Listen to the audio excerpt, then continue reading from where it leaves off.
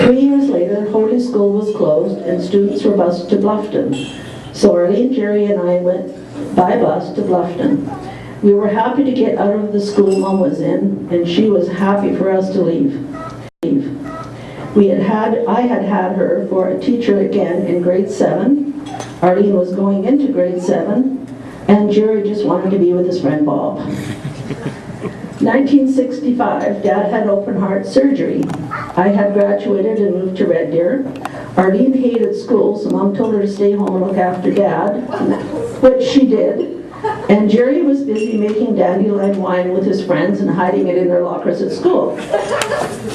The next 2 winters, Mom and Dad moved into Winfield and back to the farm in the spring. Dad was feeling better than ever. Aside from teaching, while we lived at Hoadley, Mom was the secretary of the Hoadley Hall in the Women's Anglican Club, which was later named the Happy Gang, who catered to all the functions in the hall. During summer holidays, she ran the post office while the postmaster was on holidays. She also started curling and really loved the socializing and especially the bonspiel. 1973, they sold the farm and bought a house in Winfield, right across the street from the school. Whenever a student in Mom's class came to school without lunch, she would send them over to the house and Dad would feed them and tell them stupid stories. Or Mom would make a sandwich and take it to them. In 1979, Mom retired from teaching, but continued to substitute teach while in Winfield. She was the secretary of the Winfield Hall Board and the secretary-treasurer of the Fire Co-op. They continued curling and bonspieling. Mom was also on the board of the West Pine Lodge for 5 years. 1984, they moved to Wetaskiwin because of Dad's declining health. They both started volunteering with the Wetaskiwin District Heritage Museum. Mom was the secretary and on the accessioning committee for 11 years. She was also a member of the Angus Ridge Women's Institute for 20 years. Her mother was one of the founding members of the Women's Institute in Vauxhall. It was an international organization to help educate farm women in farming and socially as well. She was also on the FCSS board and secretary of the Hospital Auxiliary for several years. Her passion for reading led her to library volunteering, taking books to seniors in Kiwanis Court and Peace Hills Lodge. Volunteering kept her busy and kept Dad up to date with the news around town.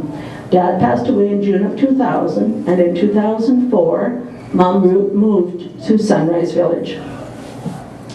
Mom had a colorful teaching career and did a lot of volunteering. She was always thinking of other people, whether it was sending a pie down the road to a bachelor or gathering clothes in the community to take to someone whose house had burned down.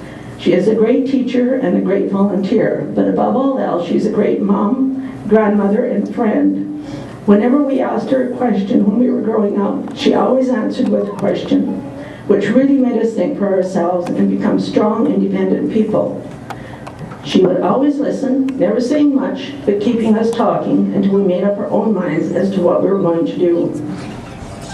Mom, from all of us, thank you for everything, and especially, oh, I'm gonna cry.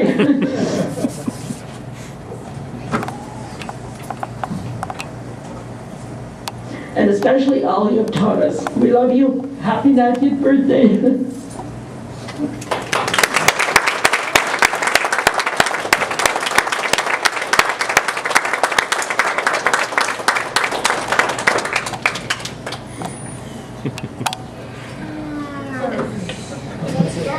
I'm over that now. It's Bill's turn now.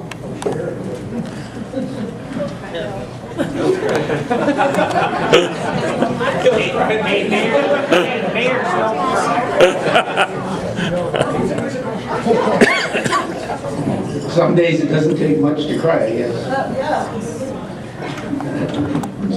I'm going to give a little bit of history of what happened in 1924. But I just, as Kathy was talking, they would ask Mom questions and she would let them keep talking till they figured it out. And I wish maybe she wouldn't have done it quite so well. You've been around Kathy and Arlene at the same time, you know that whoever takes the first breath is the listener. So